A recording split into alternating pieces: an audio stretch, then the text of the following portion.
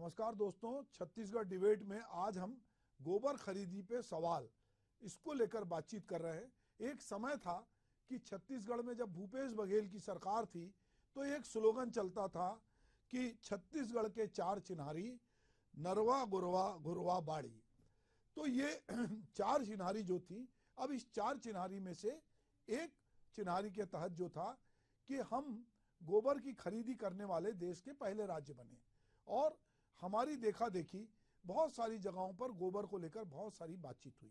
अब ये गोबर जो कि गोधन से संबंधित था, भूपेश बघेल की सरकार ने गाय को एक महत्वपूर्ण इस तरह का आर्थिक आधार से जोड़ा कि गांव में बहुत सारे लोगों ने जो है वो अपने अपने गोठान में गोबर इकट्ठा किया और फिर ले जाके उन्होंने उसको जो जहाँ पे खरीदी केंद्र था वहाँ पर उसको बेचा।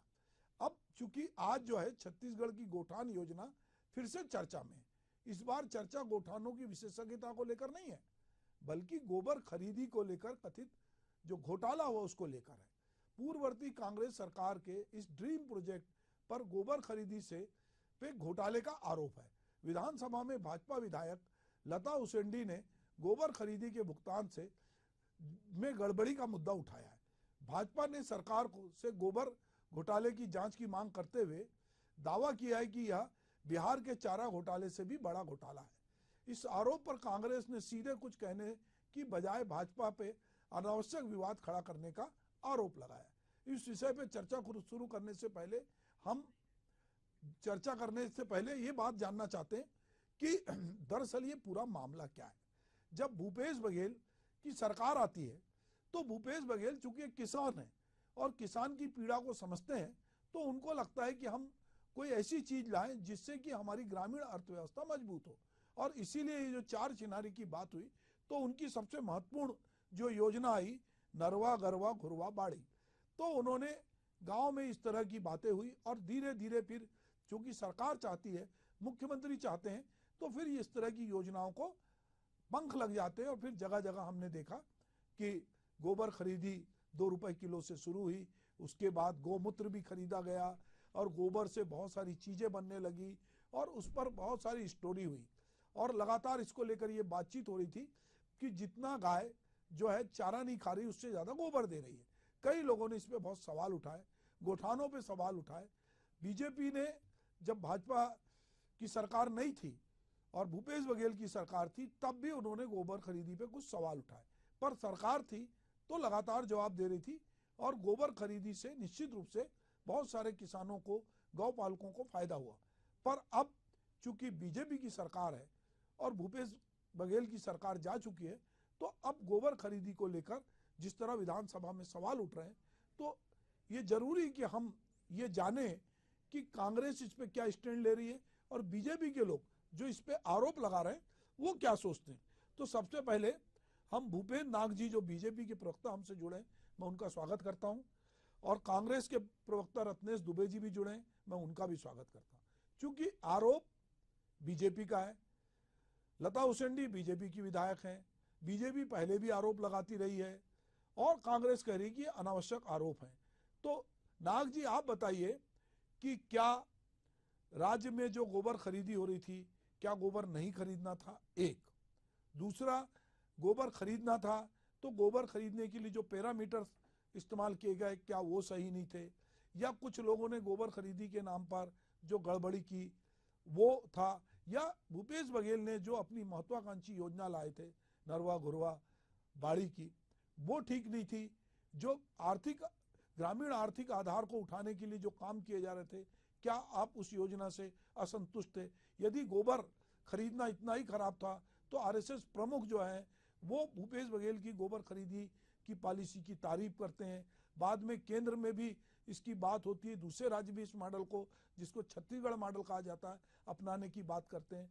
तो इस पूरे मामले को थोड़ा आप विस्तार से बताइए।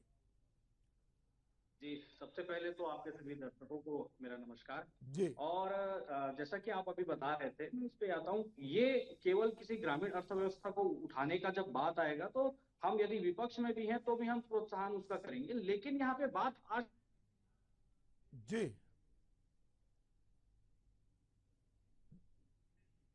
जी कोई कोई नहीं, अभी हमारा नाग जी से थोड़ा संपर्क टूट गया है।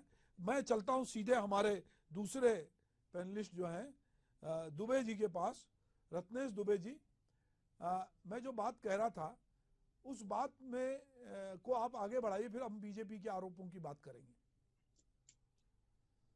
जी नमस्कार जी छत्तीसगढ़ में कांग्रेस सरकार आने के बाद जी जिस प्रकार से कार्य योजना बनाई गई और ग्रामीण अर्थव्यवस्था को मजबूत करने के लिए ग्रामीणों को उनके निवास स्थान पे ही आय के स्रोत उनको उपलब्ध कराया जाए, जिससे वो आर्थिक रूप से सक्षम हो, उसी के चलते गोधन न्याय योजना के अंतर्गत गोबर खरीदी की योजना प्रारंभ की गई।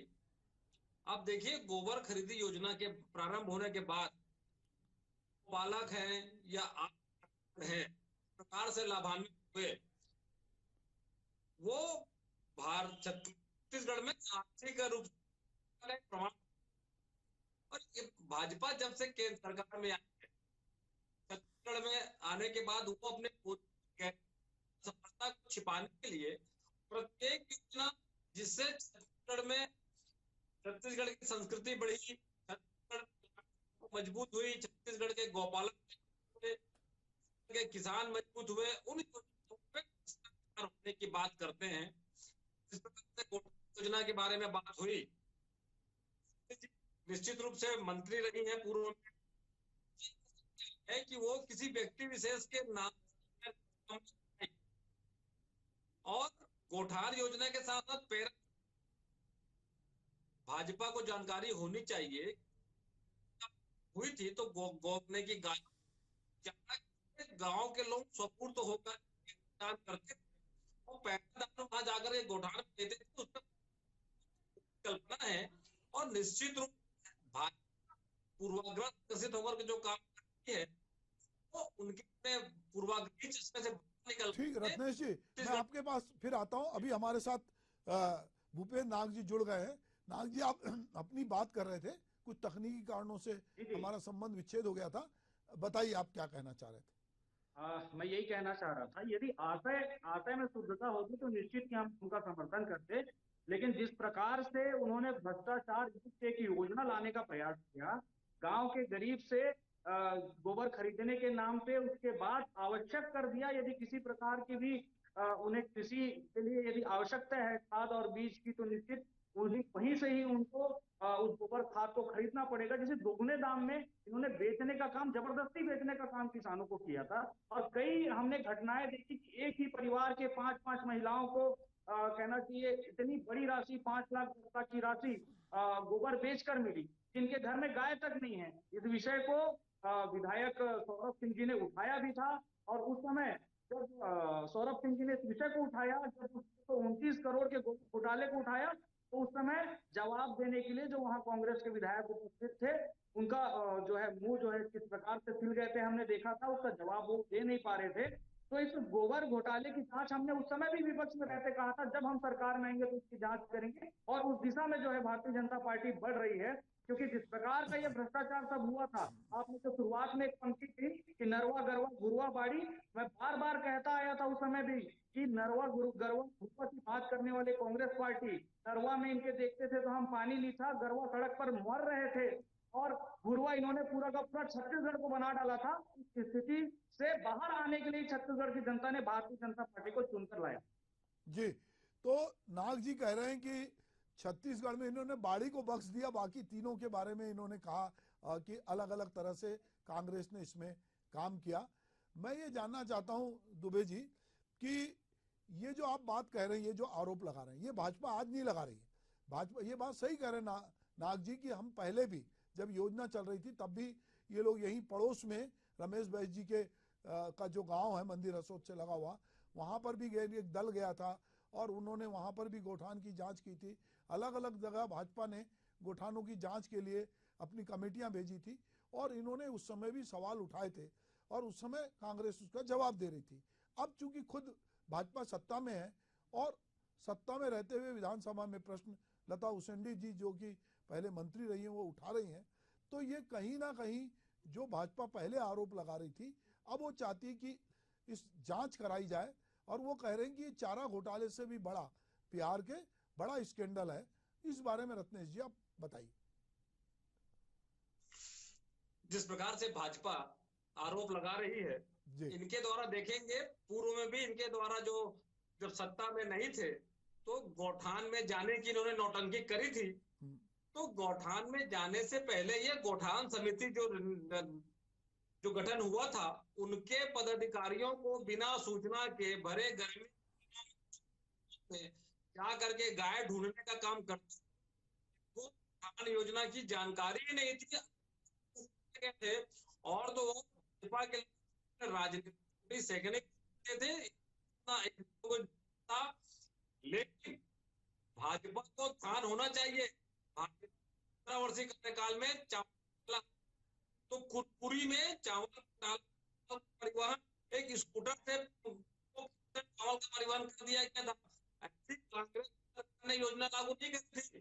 ग्रामीण अर्थव्यवस्था को मजबूत करने, गांव में को जिस प्रकार से काम किया उसमें भी इनको पीड़ा रही है। जांच कराने में कहीं कोई जांच कराना चाहिए, जांच के, लेकिन बिना जांच से ग्रसित होकर के कोई कार्रवाई, जांच दिशा की उसी और मुड़ेगी। ठीक है रत्नेश जी, मैं एक दूसरी बात कह रहा हूं कि आप जो कह रहे हैं कि भाई ये पहले भी इन्होंने जांच के नाम पे नौटंकी की, ये लोग गए और ये आरोप लगाते रहे और इन्होंने बहुत सारे आरोप लगाए। पर आप ये देखिए कि जब चुनाव के पहले बहुत सारे परसेप्शन जो भाजपा ने बनाए थे, जनता ने हो सकता है कि उस पर विश्वास किया हो, पीएससी को घोटाले को इन्होंने उजागर किया, इन्होंने बहुत सारी चीज़ों को कहा। और कांग्रेस यदि समय रहते कुछ चीज़ों पे अगर नज़र रखती तो हो सकता है कि रिजल्ट कुछ और होता। पर कहीं ना कहीं युवाओं की नाराज़गी पीएससी को लेकर, अब इन्होंने तो सीबीआई को उसकी जांच सौंप दी है। अब मुझे लगता है कि विधानसभा में चूंकि गोबर घोटाले का मामला उठा है और मंत्री आश्वस्त कर रहे हैं कि वो जांच कराएंगे और भाजपा चाहती भी है, उन्होंने पहले भी कहा था कि हम इसकी जांच कराएंगे। मैं एक बात जानना चाहता हूँ कि जो गोबर खरीदी के केंद्र थे वो कोई कांग्रेस कार्यकर्ता तो उसमें नहीं बैठे थे, सरकारी मशीनरी के लोग उसमें शामिल होते हैं, सहकारिता के लोग शामिल होते हैं, बहुत सारी एजेंसियां शामिल होती हैं। ऐसा क्या होता है कि जब सरकार बदल जाती है तो पार्टी पॉलिटिक्स में हम लोग एक दूसरे पे आरोप लगाते हैं, पर वो लोग जो इसके मेन कल्पिट होते हैं यदि गड़बड़ी हुई है तो वो इसमें से कहीं बुचक जाते हैं, निकल जाते हैं, उनके बारे में बात नहीं होती। चाहे कोई भी खरीदी हो, यदि आज धान खरीदी हो रही है या गोबर खरीदी हो रही थी या कोई भी खरीदी होती है तो हम देखते हैं कि इसमें बहुत सारा सिस्टम इन्वॉल्व होता है, पर अंततः वो लड़ाई पार्टी पॉलिटिक्स में उलझ जाती है। तो नागेश जी, ये जो गोबर खरीदी हो रही थी ये शासन का निर्णय था, ठीक है कि इसमें आप कह रहे हैं कि सौरभ सिंह जी का आपने जिक्र किया कि उन्होंने कहा कि 5 महिलाएं ऐसी थी कि जिनके यहाँ गाय भी नहीं थी पर वो गोबर बेच रहे थे। तो ये गोबर दरअसल आ कहाँ से रहा था और वो महिलाएं कौन थी? क्या वो कांग्रेस की महिलाएं थी कि वो गांव की महिलाएं थी कि वो कोई छद्म नाम था, जैसा कि हम मनरेगा में देखते हैं कि नकली मास्टर रोल था। जैसे अभी दुबे जी कह रहे थे कि जब वो चावल घोटाले की बात आती तो उसमें स्कूटर के नंबर थे, उसमें ऑटो के नंबर थे, ट्रक के नाम पर। तो इस तरह का कुछ मामला आपको दिखता है क्या नाग जी? जी जी, मैं जो पूछ रहा हूं आपसे वो आपने सुना होगा।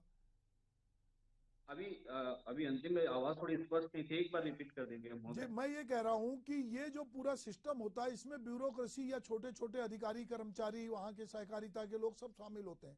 जिन महिलाओं ने 5 महिलाओं ने आप बात किया कि सौरभ सिंह ने मामला उठाया कि उनके यहाँ गाय नहीं थी पर वो गोबर बेच रही थी, तो मैं ये जानना चाहता हूँ वो ग्रामीण महिलाएं थी कि कांग्रेस की कोई कार्यकर्ता थी कि जिनसे गोबर खरीदा जा रहा था? हमारी ऐसी जानकारी है कि गाँव में लोग गोबर खरीदना सबके लिए खुला था, तो यदि इसका लाभ मिला जी है, जी ये मैं कह रहा हूँ। जी जी, मैं यही समझाना चाह रहा था। जैसे कि अभी कांग्रेसी प्रवक्ता साथी एक बात बोल रहे थे, मैं वही से शुरुआत करके आपके बात तक आता हूँ। जी वो बोल रहे थे कि बिना पूर्व सूचना के भाजपा ने एक नौटंकी की और गौठानों तक पहुंचे। जी ये चाहते हैं कि हम इनके अधिकारियों को और इनको सूचना देकर जाएं। कोई भी निरीक्षण होता है तो औचक ही होता है। हमने जी देखा है इनके प्रायोजित कार्यक्रम कैसे होते हैं। ये एक दिन में नारायणपुर में के गौठान में इन्होंने गोभी उगा दिया था। नारायण केसकाल में प्रवास में गए मुख्यमंत्री जी पूर्व कांग्रेस के, तो उस समय जितने सूखे हुए पौधे थे वहां पे उन्हें हरे रंग से स्प्रे पेंट मारकर उन्हें हरा कर दिया गया था। तो ये चाहते हैं कि हम जानकारी देकर जाएं ताकि वहां पर उन गौठानों में गायों को प्रायोजित तरीके से रखा जाए। इनके सारे कार्यक्रम आयोजन और ये जो योजनाएं लेके आते हैं उसे भी दिखाने के लिए, जब बेरोजगारी भत्ता 4.5 वर्ष बाद जब वो देते हैं तो इनका ही एक कार्यकर्ता निकलता है जो कि लखपति है, उसे बेरोजगारी भत्ता का जब पोस्टर छप जाता है, सड़क पर फ्लैक्स लग जाता है, तब वो मामला उजागर होता है। तो अपनी योजनाओं को प्रायोजित ढंग से अपने कार्यकर्ताओं के बीच या उनसे संबंधित जो लोग हैं उनके माध्यम से भ्रष्टाचार को कैसे सिद्ध किया जा सकता है, ये पराकाष्ठा हमने बीते 5 वर्षों में देखी है। जी, तो आपका कहना है कि ये जो है इन कांग्रेस के शासनकाल में जो योजना आई, और खास करके अभी हम गोबर खरीदी की बात कर रहे हैं, पर पूरे देश ने गोबर खरीदी को सराहा और गोबर को लेकर पूरे देश में बहुत तरह की बातचीत हुई और छत्तीसगढ़ पहला राज्य बना। बाद में मैंने जैसे कहा कि बहुत सारे लोगों ने जो भाजपा से जुड़े थे या भाजपा की विचारधारा से जुड़े थे उनने भी इसकी तारीफ की और गोबर से बहुत तरह की चीजें बनी। तो गोबर की इकोनॉमी जो है वो कहीं ना कहीं ग्रामीण अर्थव्यवस्था को सपोर्ट कर रही थी। ये अलग बात है कि गोठानों में गोधन न्याय योजना के अंतर्गत जो गोबर खरीदा गया उसको लेकर बहुत सारे सवाल भाजपा ने उठाए। रत्नेश जी, मैं ये जानना चाहता हूं कि ये योजना इतनी अच्छी थी, ग्रामीण अर्थव्यवस्था को आपने मजबूत किया, पर अभी चुनाव के रिजल्ट में आपको ग्रामीण और शहरी दोनों जनता ने खारिज किया। क्या वजह थी इसकी? कहां पर चूक हुई जब आपकी पूरे छत्तीसगढ़ को आर्थिक स्वावलंबन की तरफ आप ले जा रहे थे? योजना इतनी अच्छी थी पर कहीं ना कहीं और महिलाएं भी इससे जुड़ी हुई थी, तो ये ऐसा क्या फेलुअर है योजना का जिसको लेके भाजपा जांच की बात कर रही है? रुपेश जी, जी सॉरी रुपेश जी, हाँ बहुत काफी हद तक कारगर रहती हैं। जी, जिस प्रकार से भाजपा ने किसानों को 3100 रुपए देने की बात करी, महतारी वंदन के फॉर्म भराए गए जी, और कहीं न कहीं मोदी की गारंटी के नाम पे जो सब्ज बाग दिखाया गया, जिसके कारण छत्तीसगढ़ की जनता ने भाजपा को जनादेश दिया। लेकिन लगभग 4 माह हो गए हैं। 4 माह में इनके द्वारा मोदी की गारंटी की जिस प्रकार से धज्जियां उड़ाई जा रही हैं, किसानों को आज 3100 रुपए का भुगतान नहीं हो रहा है। महतारी वंदन में शर्त लगा दिए हैं। महतारी वंदन में 18 से 21 वर्ष की महिलाओं को वंचित कर दिया गया है। 60 साल से अधिक की माताएं बहनों को वंचित कर दिया गया है। ये पूरी तरह से भाजपा और अपनी नाकामियों को छिपाने के लिए भाजपा विधानसभा सत्र में प्रश्न उठाती है, भाजपा के विधायक प्रश्न उठाते हैं और सदन से जांच कमेटी बैठ जाती है। ऐसा प्रतीत होता है कि छत्तीसगढ़ में विकास के काम पूरे ठप हो गए हैं। सिर्फ जांच कमेटी के नाम पे ये अपनी असफलता को छिपाने का काम कर रहे हैं। लेकिन छत्तीसगढ़ की जनता जानती है लाने वाले लोकसभा चुनाव में भाजपा को सबक सिखाएगी और निश्चित रूप से छत्तीसगढ़ में भाजपा का जो छद्म है, जो भाजपा का छल है, उसमें जनता इनसे जवाब लेगी और जनता केंद्र में नरेंद्र मोदी की सरकार जिस प्रकार से महंगाई, बेरोजगारी देश की जनता को दी है, उसका भी बदला छत्तीसगढ़ की जनता के साथ साथ देश की जनता इनसे लेंगे। जी, तो आप जो कह रहे हैं कि छत्तीसगढ़ की जनता और देश की जनता इनसे बदला लेगी, मोदी की गारंटी जो है उसको आप चैलेंज कर रहे हैं। मैं नाग जी आपसे ये जानना चाहता हूँ, फिर हम गोबर खरीदी की तरफ लौटते हैं। मैं बार बार ये कह रहा हूँ कि बहुत सारी ऐसी जगह थी, तो क्या आप लोग इसकी किस तरह की जांच कराने वाले हैं? क्या आपके पास फीडबैक है गोबर खरीदी को लेकर? क्या आपको लगता है कि इस गोबर खरीदी जो या ये पूरी योजना थी नरवा घुरवा बाड़ी वाली, ये योजना उस तरह से सफल नहीं थी? कहां पर आपको चूक लगती है और क्या गड़बड़ी आपको दिखाई देती है?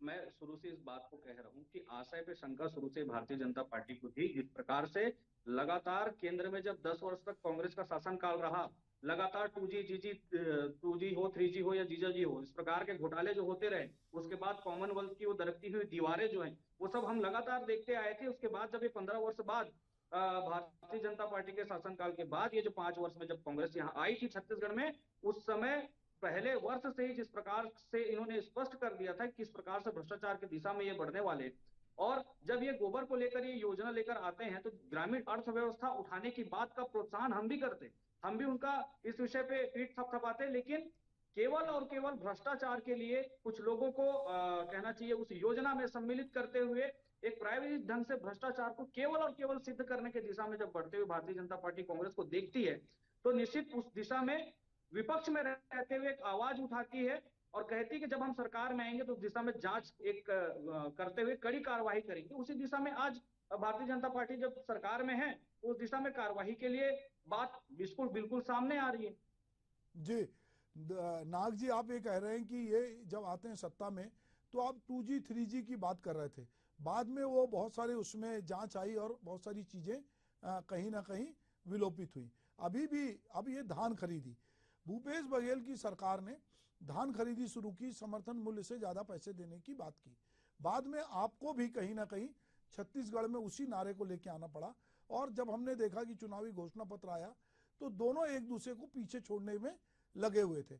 अब चूंकि धान खरीदी हुई है और पिछले साल से भी ज्यादा धान खरीदी हुई है, पर अभी दुबे जी कह रहे थे कि बहुत सारी चीजों में जो आपने कहा था वो फलीभूत नहीं हो रहा है जमीनी स्तर पर, और लोग परेशान हो रहे हैं। जो योजना आप लेके आए थे, चाहे वो महतारी वंदन की बात करें, चाहे धान खरीदी की बात करें, या बहुत सारी चीजों को लेकर वो कह रहे हैं कि जो बात आप कह रहे थे अब हम देख रहे हैं कि भाजपा का शासन है और उसी तरह की बातचीत हो रही है।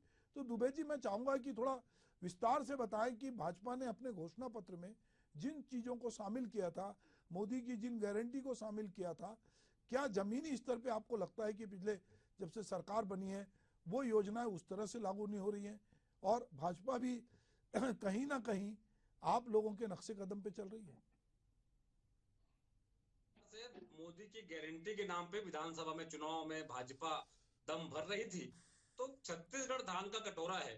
छत्तीसगढ़ के किसानों को 3100 रुपए का नगद भुगतान काउंटर ग्राम पंचायत स्तर पर खोल करके नगद भुगतान करने की बात कही थी। इनके द्वारा 3100 का भुगतान आज तक नहीं किया गया है, नगद काउंटर कहीं नहीं खोला गया है। और तो और समर्थन मूल्य में जिन किसानों ने धान बेचा था उनको एक मुश्त राशि भी नहीं मिली, किस्तों में राशि दी गई। 500 रुपए में गरीब महिलाओं को गैस सिलेंडर देने की बात कही थी, आज तक उसमें ना तो बजट प्रावधान किया गया ना ही कुछ किया गया। महतारी वंदन योजना में माननीय उप मुख्यमंत्री विजय शर्मा जी ने सार्वजनिक रूप से कहा था कि कलेक्टर की पत्नी को भी महतारी वंदन योजना का लाभ मिलेगा। मेरी पत्नी को, माने अपनी पत्नी को भी महतारी वंदन योजना की लाभ देने की बात उन्होंने सार्वजनिक रूप से की थी। लेकिन जब महतारी वंदन योजना लागू किया गया, 18 वर्ष की महिलाएं जो मतदाता होती हैं, 18 से 21 वर्ष, विवाह का उम्र 18 साल है, 18 से 21 वर्ष की महिलाओं को वंचित कर दिया गया, 60 साल से ऊपर की महिलाओं को वंचित कर दिया गया। और तो और जिस प्रकार से उसमें शर्तें लगाई गई थी, ये भाजपा का चाल चरित्र और चेहरा है। प्रारंभिक रूप से तीन इनके महत्वपूर्ण वादे थे, बाकी वादे गिनेंगे तो ये बोलेंगे हमको 5 साल का जनादेश मिला है, हम 5 साल में पूरा करेंगे। लेकिन ना तो इन्होंने छत्तीसगढ़ के किसानों के साथ, छत्तीसगढ़ की महिलाओं के साथ, और न ही छत्तीसगढ़ की गरीब महिलाओं के साथ इन्होंने अपने वादा निभाया है। मोदी की गारंटी, जिस प्रकार से जुमला शब्द होता था, जुमला शब्द का पर्यायवाची गारंटी हो गई है। और छत्तीसगढ़ की जनता भाजपा के 2 महीने में ही जिस प्रकार से वादा खिलाफी है उस पर कार्रवाई करने के लिए लोकसभा चुनाव में इनको जनता का जनादेश इनके विपक्ष इनके खिलाफ पड़ेगा। और छत्तीसगढ़ की जनता निश्चित रूप से 11 लोकसभा सीटों में इन्हें उखाड़ कर फेंकेगी। जी दुबे जी, आपकी मनोकामना चुनाव में पता चलेगी कि क्या हो रहा है। बहरहाल मैं भूपेंद्र नाग जी आपसे ये पूछ रहा हूँ कि गोबर खरीदी, अपन गोबर खरीदी पे लौटते हैं। ऐसा नहीं होता कि पूर्ववर्ती योजनाओं, सरकार की सारी योजनाएं खराब होती हैं या उसको केवल सरकारी या मुख्यमंत्री बनाते हैं या मंत्री बनाते हैं। बनाने वाले बहुत सारे योजनाकार होते हैं और बहुत सारे ब्यूरोक्रेट भी होते हैं, बहुत सारे लोगों की मदद ली जाती है। गोबर खरीदी एक योजना के रूप में मुझे लगता है कि राज्य की एक अच्छी योजना थी कि गोबर खरीदना चाहिए, क्योंकि हम देखते हैं कि हमारे जो आम जीवन में हम देखते हैं कि जो गाय या जो जानवर दुधारू नहीं होता या जो थोड़ा थक जाता है, बूढ़ा हो जाता है, लोग उसको छोड़ देते हैं और आवारा जो मवेशी हमको सड़कों पे और हमको खेतों में दिखते हैं। अगर हमारी गाय जो कि दूध नहीं दे रही है या हमारा बैल या हमारे जानवर जो खेत में नहीं जुत पा रहे, अगर उससे भी किसान को या गौपालक को कुछ पैसे मिलते हैं, चाहे गोबर से मिले चाहे गोमूत्र से मिले, तो कहीं ना कहीं उसको आर्थिक रूप से सपोर्ट होता है। ये अलग बात है कि गोबर खरीदी के नाम पर आपने, अगर किसी ने भी फर्जी गोबर खरीदी की है तो वो कार्रवाई हो सकती है, उसकी जांच हो सकती है। पर एक योजना के रूप में आपको क्या लगता है कि ये जो गोबर खरीदी या गौमूत्र खरीदी है ये अच्छा नहीं है? देखिए, जो योजना कांग्रेस ने बनाई थी उसके उद्देश्य आशय थे, हम शुरू से स्पष्ट थे कि भ्रष्टाचार के लिए बनाई गई। लेकिन मैं जो आप बात कह रहे हैं मैं उसका समर्थन करता हूं कि इस दिशा में जितने भी गौवंश हैं जी उन हेतु योजना बननी चाहिए, उनके लिए एक सकारात्मक कहना चाहिए। जितने भी जो दुधारू गाय नहीं है, जो असहाय ऐसे गौवंश हैं, उनके लिए योजना बननी चाहिए। सड़कों पर जिस प्रकार से गौवंश दुर्घटनाओं में जो उनकी मृत्यु हो रही है, जो उनका रक्त बह रहा है सड़कों पे, उसके लिए निश्चित तौर पर योजना बननी चाहिए और उन किसानों को प्रोत्साहन इससे मिले। ऐसी कोई योजना की जो सड़कों पर गौवंश घूम रहे हैं वे सुरक्षित रहें, वे किसानों के पास रहें। ऐसी कोई योजना एक सकारात्मक मन मस्तिष्क से बनना चाहिए। मैं ऐसे विषय पर आपका समर्थन करता हूं। निश्चित सरकार को इस दिशा में ध्यान देना चाहिए और भारतीय जनता पार्टी की मंशा भी इसी दिशा में है। हम जैसे कि जिन बातों को लेकर जनता के मध्य छत्तीसगढ़ में गए थे, धीरे धीरे उन बातों को पूरा करने की दिशा में बढ़ रहे हैं। हमने आवास का विषय कहा, हमने आवास की दिशा में हम आगे बढ़े। इस कहना चाहिए छत्तीसगढ़ में 18 लाख आवासों को लेकर हमने उस बात को पूर्ण किया। आगे जो पीएससी घोटाला था उस पर जांच की बात कही थी, उसको हमने पूर्ण किया। ऐसे ही धीरे धीरे हम आगे बढ़ रहे हैं और सारे वादों को, जो बात जनता के मध्य जाकर मोदी जी के गारंटी के रूप में जिसे जनता ने स्वीकार किया था, उन बातों को हम पूर्ण करेंगे। और इस बात पर भी कि गौवंश के विषय पर भी एक सकारात्मक काम भारतीय जनता पार्टी इन वर्षों में करेगी। जी, जैसा आप कह रहे हैं कि गोवंश के दिशा में भी सकारात्मक काम करेंगे। हमने देखा जब आपका शासन नहीं भी था और मतलब कांग्रेस का शासन नहीं था, भाजपा का था, बहुत सारी गौशालाओं में गाय मरी, उसको लेकर भी बड़ा बवाल मचा। गौशालाओं के अपने अलग किस्से भी होते हैं, पर हम ये जानते हैं कि गोधन जो है वो हमारा एक ऐसा धन है जो सदियों से हम जिसकी पूजा करते हैं, जिसको सम्मान करते हैं। बाकी देशों में गाय दूध देने के काम आती है, हमारे देश में कई बार दंगा कराने के काम आती है। भाव तो रखते हैं, हम उसकी पूजनीयता की बात करते हैं, पर हम देखते हैं कि एक गरीब किसान है जो दुधारू गाय नहीं है, उसको वो उसके पास खिलाने के लिए दाना भी नहीं है, वो उसको छोड़ देता है। अब वो किसी के खेत में जाते हैं, फिर रोका छेका जैसी एक ग्रामीण परंपरा आती है जो लोगों को रोकती है। अब धीरे धीरे कांजी हाउस भी कम होते जा रहे हैं, तो कहीं ना कहीं ये समस्या तो है। आए दिन हम देखते हैं कि कोई कसाई गाय को ही अब जानवरों को काटने ले जाता है, जिसको पकड़ते हैं उनके खिलाफ कार्रवाई होती है। पर ये एक समस्या तो के रूप में है कि हम देखते हैं कि चौक चौराहे पे हमको जो मवेशी हैं, जो आवारा नहीं है, वो किसी के हैं जो उनको अपने घर नहीं ले जा रहा है, क्योंकि उसके पास उनको खिलाने चारा नहीं है, उसकी देख रेख नहीं कर सकता। पर यदि वो मवेशी उसको कोई आर्थिक उपार्जन करके देते हैं, उनसे उसको कोई लाभ होता है, तो उनकी केयर लेगा, ये हमको ऐसा लगता है। पर हम देखते हैं कि योजना आई, योजना में घपले घोटाले, वो जांच कमेटी बताएगी कि वाकई में गोबर के नाम पे मिट्टी तो नहीं बेच दी गई, कि गाय उतनी गोबर नहीं दे सकती, उससे ज़्यादा तो खरीदने नहीं गए, जिनके पास गाय नहीं थी उनसे तो नहीं गोबर खरीद लिया गया। वो एक जांच का विषय हो सकता है। पर हमें अभी भी लगता है कि छत्तीसगढ़ का किसान केवल धान के भरोसे नहीं रह सकता। तो धान के भरोसे नहीं रहेगा तो उसके पास सप्लीमेंट व्यवसाय के रूप में वो क्या क्या कर सकता है, इस पर कोई भी सरकार हो उसको सोचना पड़ेगा कि हम किसान की, जो छोटे किसान हैं, जो खेती और मजदूर हैं, उनके लिए, या जो गौपालक हैं, हम उनके लिए क्या योजना लाएं। हमको लगता है कि एक योजना के रूप में गोधन न्याय योजना अच्छी योजना थी, उसमें कुछ मॉडिफिकेशन करके कुछ चीज़ें जोड़कर उसमें भ्रष्टाचार ना हो, उसमें लोग मनमानी ना करें और पशुपालकों को या किसानों को इससे लाभ हो और वो अपने जानवर की केयर करें कि हमको इससे 2 पैसा मिलता है। हमारे यहाँ कहावत है कि दुधारू गाय की लाद भी लोग झेल लेते हैं क्योंकि वो दूध देती है, पर अगर वो दूध ना दे और किसी काम की ना हो तो लोग उसको छोड़ देते हैं, जो हकीकत है समाज हम लोग रोज देख रहे हैं। तो मुझे लगता है कि विधानसभा में ये जांच की बात हुई है, ये जांच हो, जो दोषी है उन पर कार्रवाई हो, वहां तक तो ठीक है, पर कहीं ना कहीं किसानों को, गौपालकों का आर्थिक आधार मजबूत हो, इस बारे में पार्टी कोई भी हो, सबको इस पे सोचने की जरूरत है। मैं आपसे अंतिम रूप से चाहता हूं कि दुबे जी आप बताएं कि इस बारे में आपका क्या सोच है, फिर मैं नाग जी से पूछूं।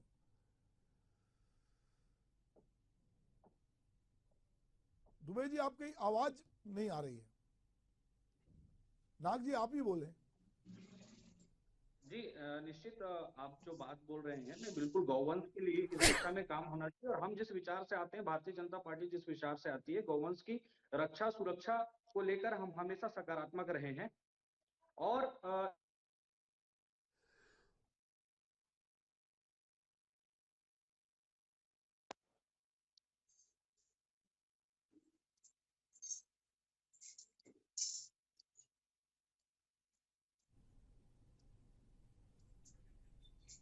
दुबे जी। जी आवाज आ रही है? जी जी आ रही, बोलिए।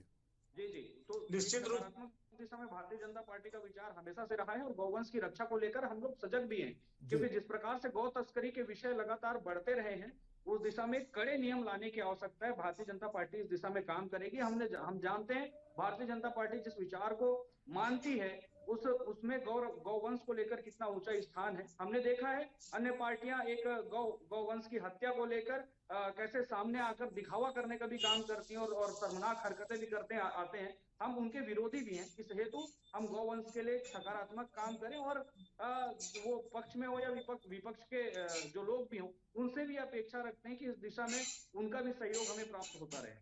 जी, तो बहुत अच्छी बात आपने कही। हमको लगता है कि पार्टी कोई भी हो, हमारा गोधन जो है उसकी रक्षा होनी चाहिए, उसकी केयर होनी चाहिए। हम उसको माता के रूप में उसको पूजते हैं। छत्तीसगढ़ में तीज त्यौहार में हम अपने पशुओं को सजाते भी हैं, उनकी रेस भी कराते हैं, हम गौ माता को माँ का दर्जा देते हैं। तो मुझे लगता है कि गोबर खरीदी का घोटाला ये अपनी जगह होगा, पर जो पशुपालक हैं, जो किसान हैं, उनको कहीं ना कहीं आर्थिक रूप से संबल मिले, इस पे सरकारें सोचेंगी। आप हमारे साथ इस चर्चा में शामिल हुए, आपका बहुत बहुत धन्यवाद। नमस्कार।